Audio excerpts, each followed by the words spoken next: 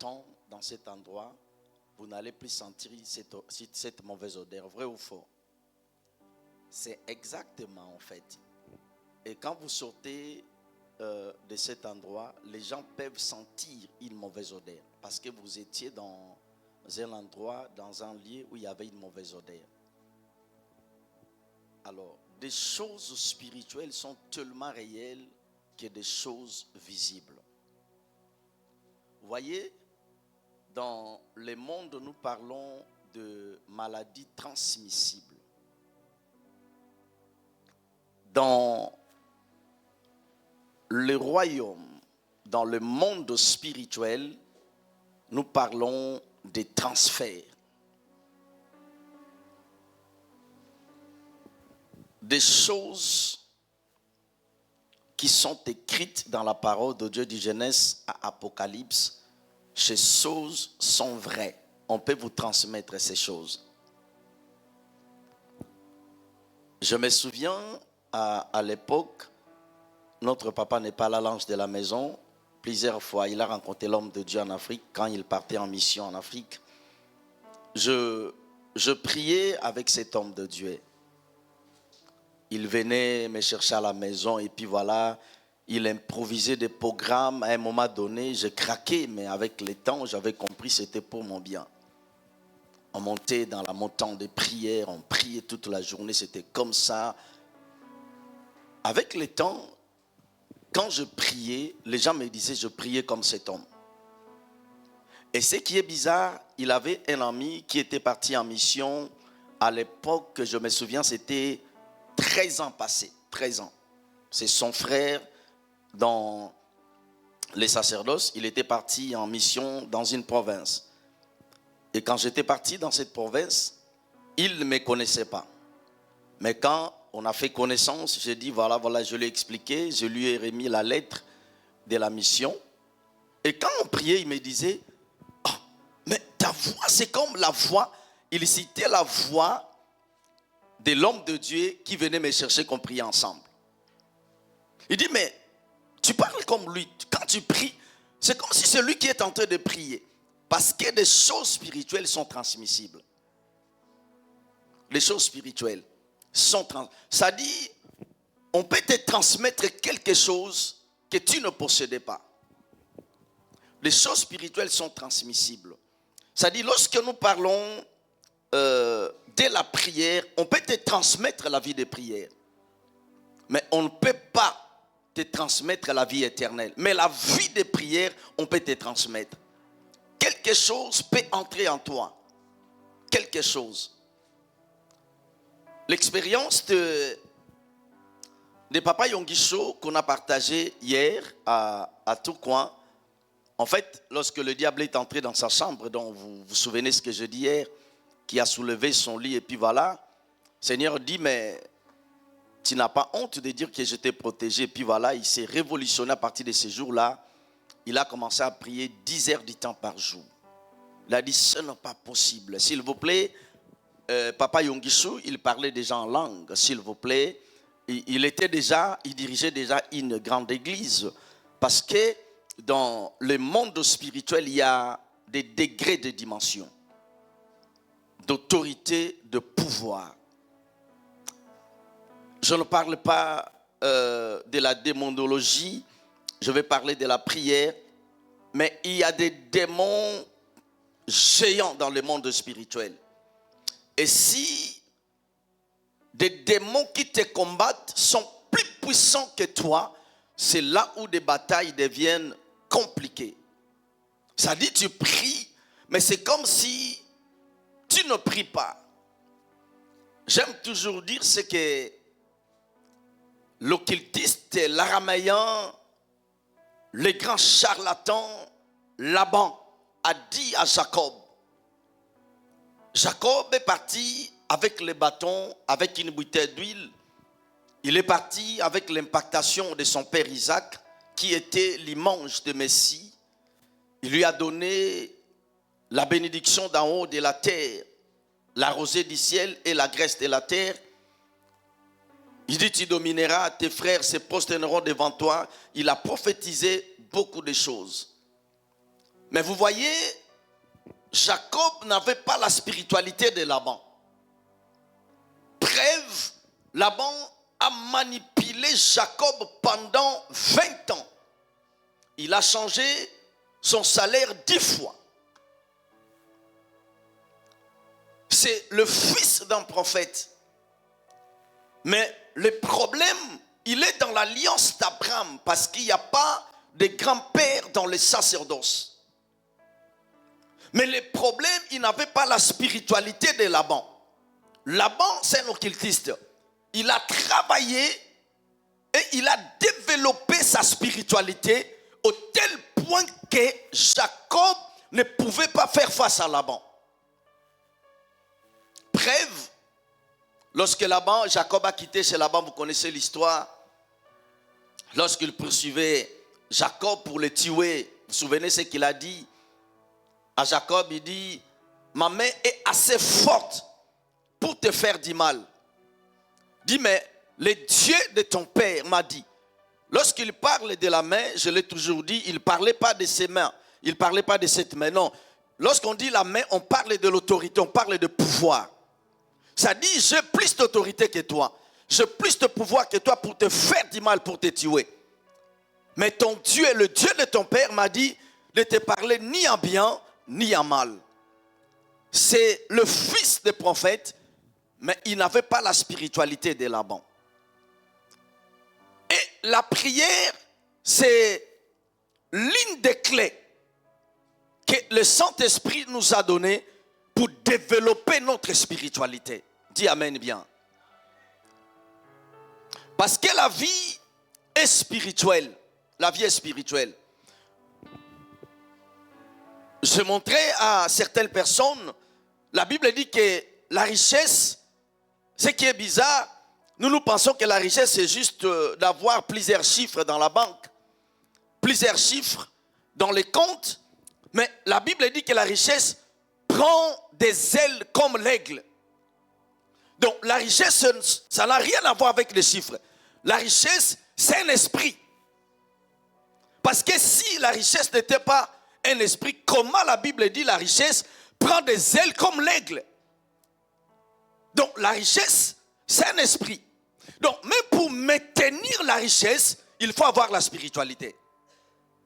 Et la prière est l'une des clés que Dieu nous a données pour développer notre spiritualité.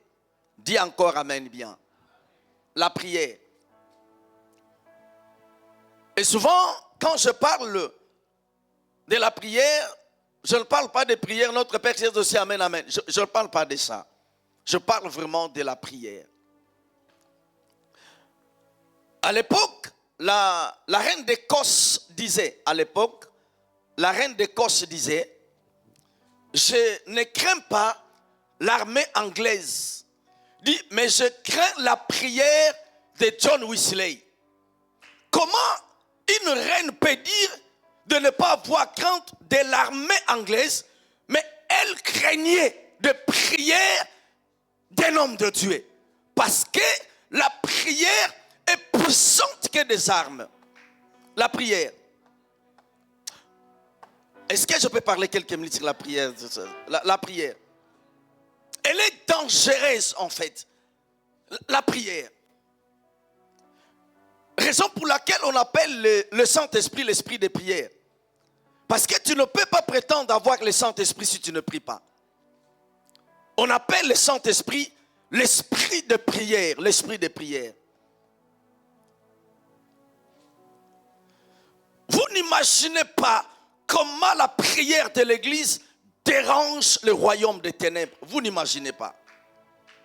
Vous savez, certaines personnes, nous connaissons ce passage qu'on donne, je ne sais pas pourquoi on va commencer par là. Philippiens chapitre 1 verset 19. C'est pas ça, c'est ce que voilà, qu'on commence même par là. Philippiens chapitre 1 verset 19. Philippiens. Alors, Philippiens chapitre 1 verset 19. Philippiens, merci. Philippiens. Philippiens chapitre 1 verset 19. Je lis au nom de Jésus. Amen. Car je sais que cela tournera à mon salut grâce à vos prières. Alors, lorsque l'apôtre Paul parlait de ces passages, les choses n'allaient pas bien. C'est-à-dire lorsque les choses bougent, lorsque la terre tremble tout autour de nous, lorsque le royaume des ténèbres se déchaîne contre nous. À ce moment-là, l'apôtre Paul est en train de parler de ces passages. Relis. Car je sais que cela tournera à mon salut grâce à vos prières et à l'assistance de l'Esprit de Jésus-Christ. Merci beaucoup, reprenons nos places. Je sais que cela tournera à mon salut grâce à vos conseils. Corrigez-moi, Église. Grâce à une stratégie mise en place pour que les choses avancent. Je sais que cela tournera à mon salut. Comme on a toujours dit, le mot salut, ce n'est pas aller au ciel. Parce que Salomon, le prophète, a dit, le salut est dans les conseils de plus grand nombre de conseillers.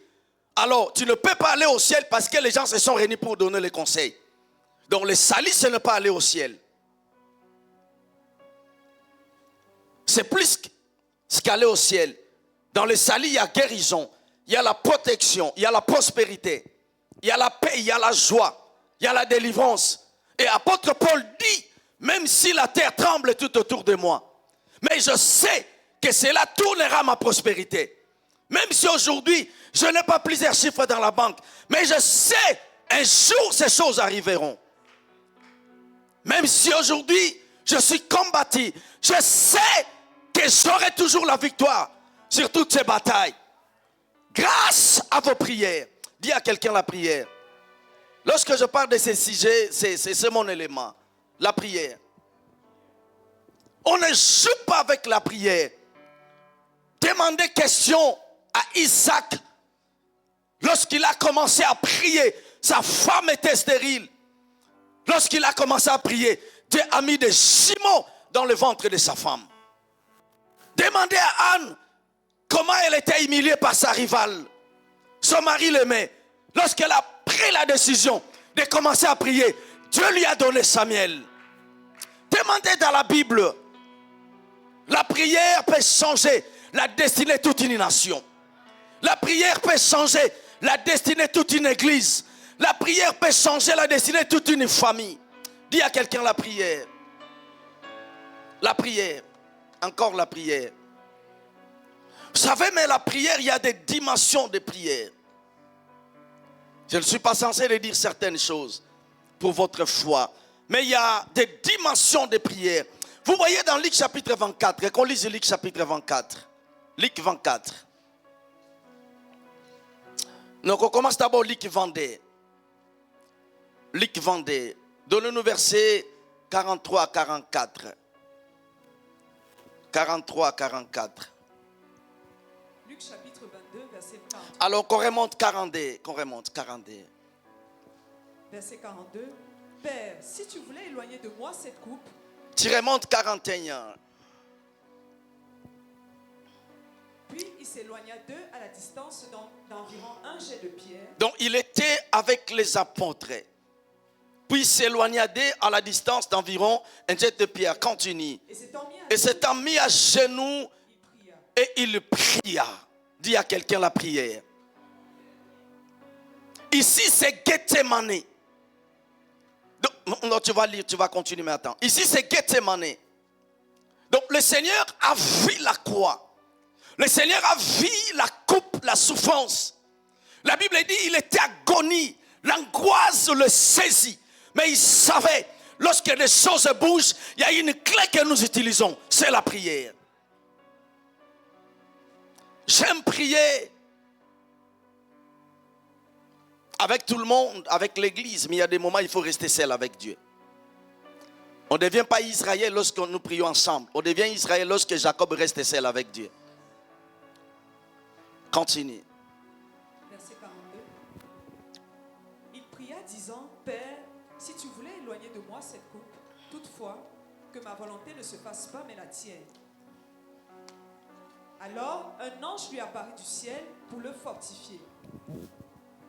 Étant en agonie, il priait plus instamment, et Sa scière devint comme des grimauds. Est-ce que vous avez déjà vu quelqu'un prier? Ici, c'est une autre dimension de prière en fait. Ça n'a rien à voir. Non. Ici, Jésus entre dans une autre dimension de prière au tel point que sa scière devant des grimauds de sang. Est-ce que je peux parler?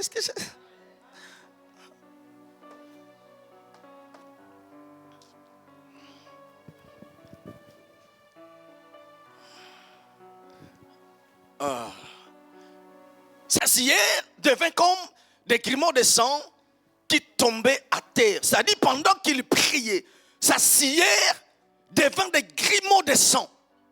Donc, ça c'est notre dimension de prière.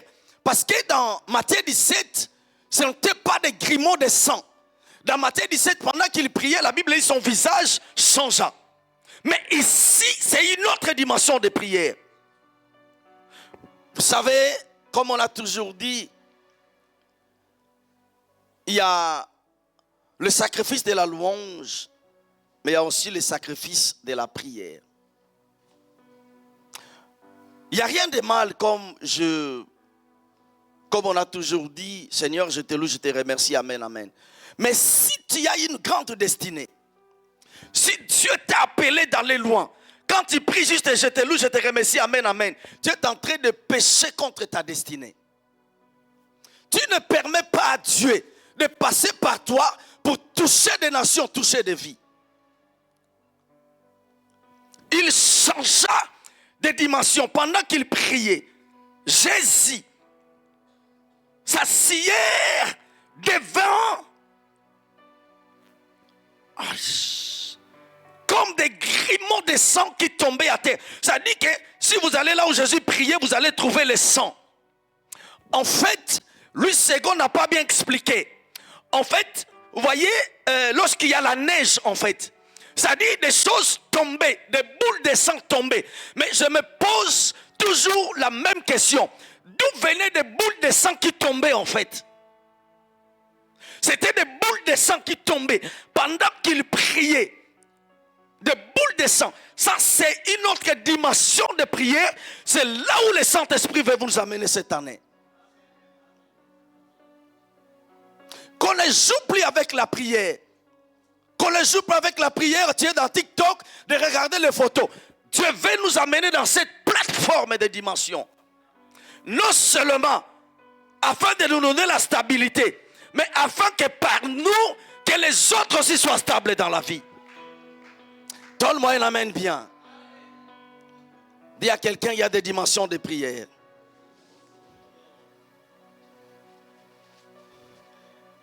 Il y a des dimensions de prière. Dans Ésaïe, nous lisons d'abord Psaume.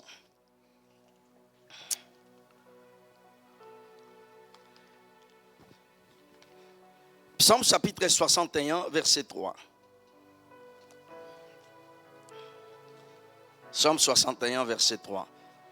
Pourquoi nous devons prier et jeûner? Parce qu'on dit pourquoi je dois prier? Pourquoi je dois jeûner? Pourquoi je dois me priver de la viande comme nous aimons? Moi j'aime beaucoup les légumes.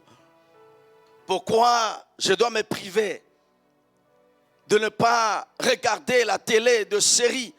Je parlais avec une maman, elle ne prie pas avec nous, elle prie dans une autre église. Et puis elle me dit, papa, moi quand je commence à regarder des séries indiennes, papa, comme hier, j'ai commencé à regarder la télé de 20h jusqu'à 5h. J'ai dit, ce n'est pas possible.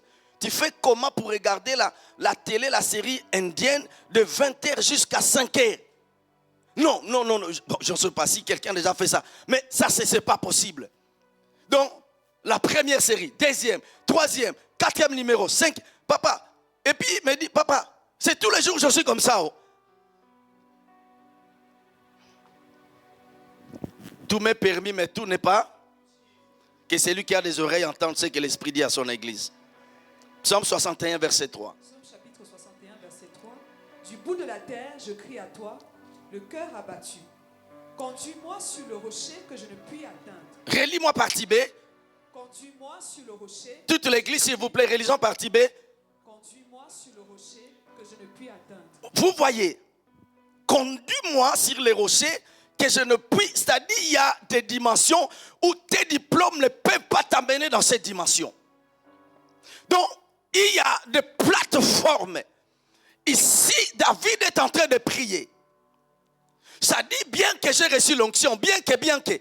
Mais conduis-moi sur des rochers que je ne puis atteindre. Ça dit, amène-moi dans une autre dimension, dans une autre plateforme. Ça, c'est dans la prière. Et ça, ce n'est pas la prière juste de l'autre Père qui est aux cieux. Ça, c'est je parle de dimension de prière, de prier, de rester là, jusqu'à ce que tu deviennes une source de bénédiction dans ta génération. Ça, c'est la dimension où le Saint-Esprit veut nous amener.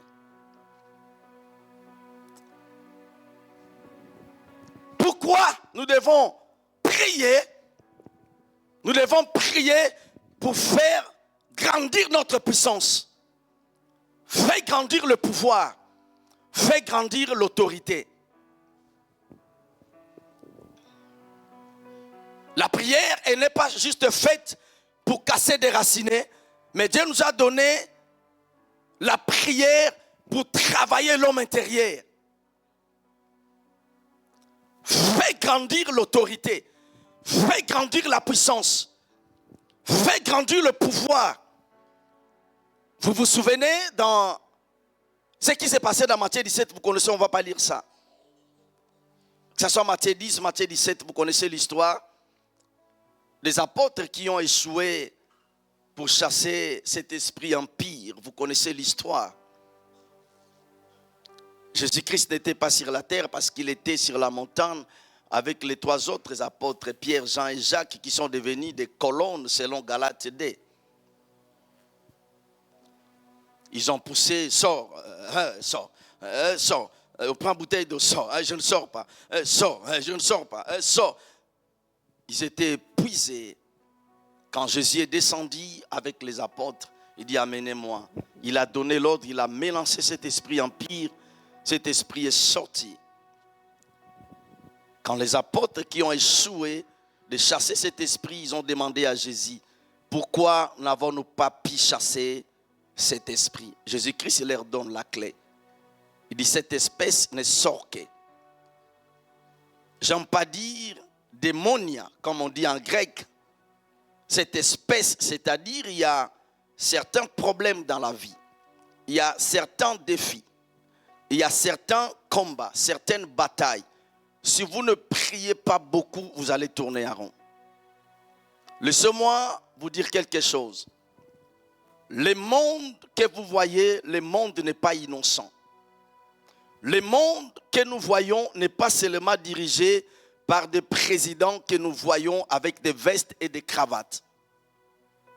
Le monde est dirigé d'abord par des esprits. Vous vous souvenez à l'époque de Daniel, pendant que Daniel priait, vous vous souvenez ce qui s'est passé dans le monde spirituel. J'aime toujours le dire, si parmi les archanges, parce qu'aujourd'hui il y a plusieurs archanges, mais quand Dieu avait créé le monde, créé la terre, créé le ciel, Dieu avait créé trois archanges, vous vous souvenez, Lucifer, Gabriel et Michael. Lucifer, à cause de son orgueil, il se fit précipiter sur la terre. Il restait des archanges dans le ciel, Gabriel et Michael. Et vous vous souvenez à l'époque de Daniel, parce que les archanges sont des anges qui ont plus d'autorité. Mais vous vous souvenez dans la Bible, malgré son autorité, lorsque Daniel a commencé à parler, Daniel a commencé à prier, Daniel a commencé à jeûner, la réponse dès le premier jour, Dieu a envoyé Michael avec la réponse. La Bible dit, Michael fit emprisonner Gabriel. Fit emprisonner. Vous voyez, un archange, mais on l'a emprisonné dans le ciel. Un archange. Parce que le monde est spirituel. Et pendant que Daniel priait, il ne savait pas ce qui s'est passé dans le monde spirituel. sa réponse fut retenue au ciel. Exactement, beaucoup de personnes ont prié. Beaucoup de personnes ont fait des sacrifices. Je ne vois rien. Mais tu ne sais pas si ta réponse a été déjà libérée. Mais quelqu'un a bloqué ta réponse. Raison pour laquelle nous devons prier et jeûner. Raison pour laquelle l'apôtre Paul nous exhorte dans Romains chapitre 12, verset 12. L'apôtre Paul nous exhorte de persévérer dans la prière. Non seulement de prier, mais de persévérer. C'est-à-dire tu pries, tu ne vois pas de résultats. Tu pries, tu ne vois pas de réponses. Tu pries, tu ne vois pas les changements. Apôtre Paul dit nous devons persévérer dans la prière. Persévérer. Et Jésus-Christ est le Seigneur de gloire. Nous exhorte et nous enseigne dans Luc chapitre 18. Il dit, vous devez prier tous les jours sans se relâcher. Tous les jours, nous devons prier. Dis à quelqu'un la prière. Lorsque nous prions, nous faisons grandir notre autorité. Nous faisons grandir le pouvoir. Nous faisons grandir notre puissance. La prière, c'est la machine que le Saint-Esprit nous a donnée pour faire grandir l'autorité, faire grandir le pouvoir, faire grandir la puissance. Dans le livre des Psaumes 132, verset 17, la version 521, Psaume 132, verset 17, 521.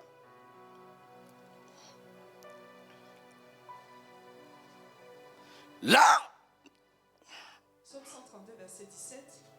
Là, je ferai grandir la puissance de David. Là, je ferai grandir la puissance. Lorsque David était déjà mort. Donc, Dieu ne parlait pas de David. Dieu parle ici de la royauté. Là, je ferai grandir la puissance de David. C'est-à-dire, lorsque tu embrasses la vie de jeûne et de prière, tu fais grandir ton autorité. Tu fais grandir la puissance. Plus tu grandis spirituellement, plus tu vas dominer. Plus ta voix ne sera pas l'écho, mais ta voix deviendra comme Psaume 80, comme Psaume 29. La Bible dit la voix de l'Éternel est majestueuse. C'est-à-dire quand tu parles, les diables fléchissent, les démons fléchissent. La mort, c'est-à-dire ta voix pèse dans le monde spirituel.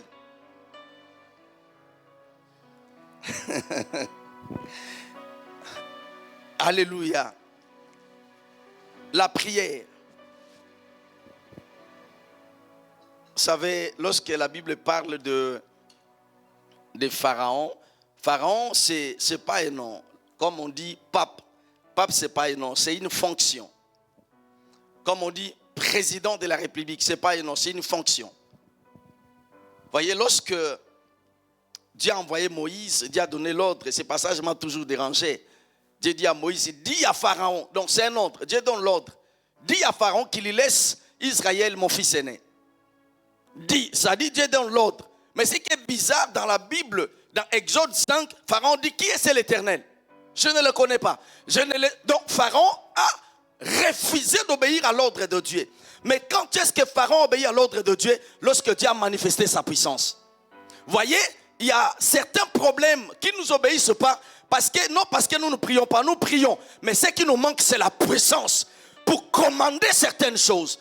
Et la prière, lorsque nous prions, nous gênons, nous travaillons l'homme intérieur.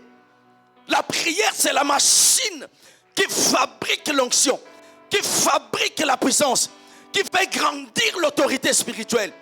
Est-ce que vous n'avez jamais entendu un sorcier bouffer un chrétien? Vous n'avez jamais entendu ça? Mais n'est-ce pas, la Bible dit celui qui est en eux plus fort que celui qui est dans le monde. Mais pourquoi les occultistes jouent avec les chrétiens? La spiritualité. La spiritualité.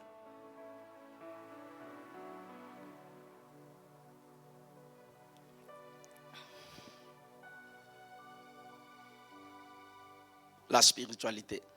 Tu veux stabiliser ta vie, stabiliser tes affaires, travaille ta spiritualité. Travaille.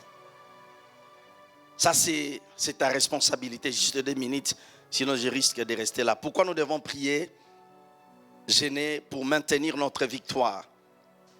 Je ne dis pas pour chercher la victoire, mais pour maintenir. Maintenir notre victoire, maintenir notre liberté. Parce que tu peux être dans une église, mais être lié comme cette fille d'Abraham qui avait droit à la liberté. Je bénis le Seigneur Parce que le Seigneur l'a trouvée dans le temple. C'est ce qui me rend erré. Mais elle était liée pendant 18 ans. Fille d'Abraham, elle avait droit à la liberté. Lorsque nous prions, nous gênons. Lorsque nous prions, nous gênons. Lorsque nous prions, nous gênons. Ça dit nous prions, nous gênons pour maintenir notre liberté. Parce que la vie, il y a des batailles compliquées. La Bible dit dans le livre de Colossiens chapitre 4, par exemple, Colossiens chapitre 4. Colossiens chapitre 4, verset 12. Colossiens chapitre 4, verset 12. Qui est des vôtres, vous salit. Il ne cesse. Vous voyez, ici, Epapras ne priait pas seulement. Il ne cesse de combattre pour vous dans ses prières. Il ne cesse de combattre. En fait, nous ne combattons pas pour vaincre le diable. Jésus l'a déjà vaincu. Nous ne combattons pas pour vaincre les démons. Jésus les a déjà vaincus. Mais nous combattons dans la prière pour maintenir notre victoire. Maintenir notre liberté. Parce que ça arrivera à un moment où tu dois livrer, tu sens que quelque chose ne va pas. Il y a l'un de nos pasteurs en Afrique, on lui avait envoyé en mission pour aller bâtir une église. Il a bâti une église. Et puis il a fouillé cette province. Quand il est revenu, il était chez moi pendant 2 ans. Il m'a parlé d'une histoire, c'était bizarre cette histoire. 5 minutes, on va clôturer demain, on a kilt. Alors, quand il a commencé l'œuvre, et puis l'église a acheté un terrain. Je ne sais plus si c'est combien de mètres carrés. Mais dans ce terrain, il y avait un grand arbre. Comme l'église devait construire, donc l'église était censée découper cet arbre.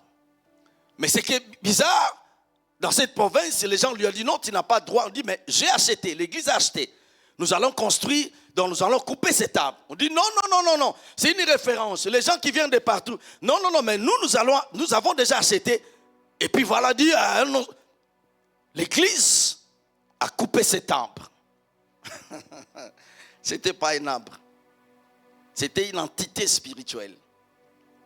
Le monde est spirituel. L'arbre a été coupé. Il était chez moi pendant 2 ans. Il me dit, il dormait pendant la nuit. En fait, il sent, c'est comme si il y a la guerre dehors, en fait, à l'extérieur. Il attend des tonations, c'est-à-dire des grenades, des bombes. Oh, il me dit, mais dans cette province, on ne peut pas voir la guerre, en fait. Il s'est réveillé. Il attend, c'est comme si les gens sont en train de fuir, en fait. Lui aussi, en fait, il s'est réveillé. Il a réveillé sa femme, dit, on va fuir parce qu'il y a la guerre. En fait, quand il dit ça, sa femme s'est réveillée. Maintenant, il s'est retrouvé à l'extérieur. Il n'était plus à l'intérieur de la maison. Maintenant, il voyait les gens fouiller. Mais il n'y avait pas la guerre, en fait. Ce sont des esprits qui sont venus parce que cet arbre, c'était une entité spirituelle. Il me dit, mais j'ai oublié que je suis pasteur. J'ai dit, ces choses n'obéissent pas parce que tu es pasteur. Ces choses n'obéissent pas parce que tu es évangéliste. Non! Le monde spirituel ne respecte pas des titres ecclésiastiques. C'est un monde de confrontation. C'est un monde de pouvoir, de puissance, de lumière. Ça, c'est sur la terre. J'ai dit, mais non. Et puis, il s'est rendu compte que les gens fouillaient. Mais la chose, il s'est rendu compte qu'il n'avait pas prié. Il a commencé maintenant à prier. Il a commencé à prier. Et puis, il s'est rendu compte qu'il était à l'intérieur de la maison. Il a vu, il n'y avait plus de gens qui fouillaient. En fait, on les entendait en l'extérieur pour les tuer. Parce qu'il avait fait tomber un géant spirituel. Cet arbre n'était pas seulement un arbre, mais c'était une entité spirituelle.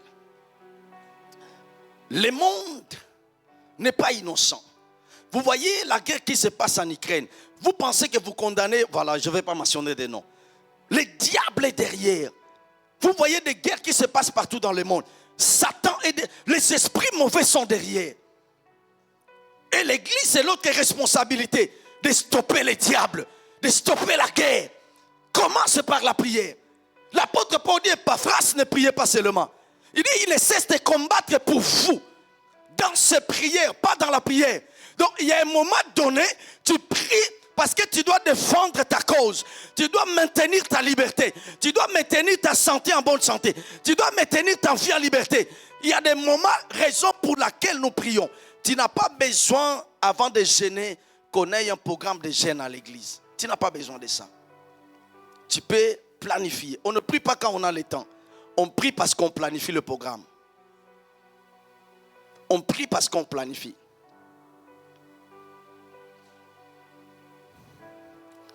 La prière. Toujours la Colossiens chapitre 2 verset 2, 4 verset 2 à 3. Colossiens chapitre 4 verset 2 à 3. Persévérer comment? Nous devons persévérer dans quoi? Dans la prière. Persévérer. C'est dans la nouvelle alliance. Persévérer dans la prière. Veillez-y avec action de grâce. 3. Priez en même temps pour nous, afin que Dieu nous ouvre. Parce que si vous ne priez pas, des portes des nations ne vont pas s'ouvrir. Priez pour nous, pour que Dieu nous ouvre une porte. Priez, parce que la prière est une clé. Priez pour nous. Quand vous sentez toutes les portes sont fermées, vous sentez il y a des combats bizarres, vous sentez, venez même à l'église après les cultes, reste à l'église, prie seul avec Dieu. La prière. Je connais des vies qui sont manipulées par le diable. Ce qui leur manque, c'est la vie de prière. J'ai dit un jour à Francis, j'ai dit aujourd'hui, tu vois comment tu pries aujourd'hui. Si tu priais comme tu pries aujourd'hui, tu n'allais pas tomber malade. Mais pourquoi nous voulons toujours être coincés par le diable pour commencer à prier? Pourquoi nous voulons toujours être coincés et puis de commencer à gêner? Pourquoi ne pas anticiper? Pourquoi ne pas gêner même quand des problèmes n'est pas là? Pourquoi ne pas travailler ton esprit même quand des défis ne sont pas là? La prière. Encore la prière. Un jour, on a demandé à un homme de Dieu, et je finis par là.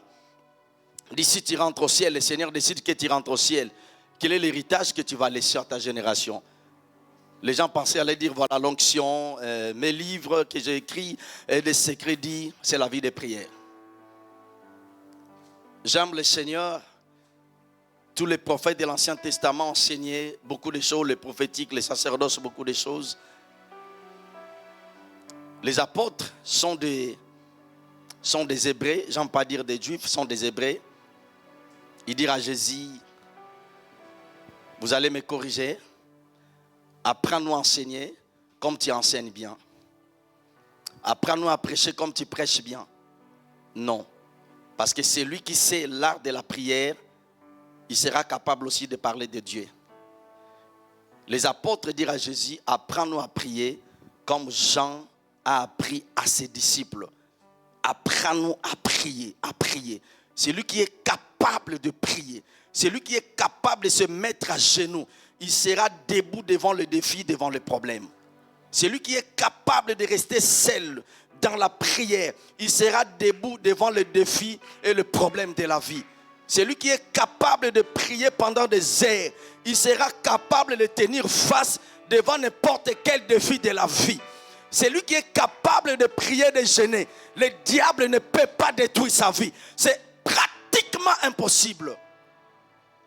Nous allons prier 2 minutes. Seigneur, relâche sur moi la grâce de la prière. Relâche sur moi l'esprit de sacrifice. Je parle ici de sacrifice de la prière. Parce qu'il y a des personnes peuvent rester des heures devant des réseaux sociaux, mais dans la prière, elles n'ont plus de paroles. Seigneur, relâche sur moi l'esprit de sacrifice. Relâche sur moi la grâce de la prière. Seigneur, cette année de la stabilité, que je sois stable dans ma vie de prière, que je sois constante, Seigneur, dans la prière. Seigneur, aide-moi par le Saint-Esprit, au nom de Jésus-Christ. Prions dans le nom de Jésus-Christ.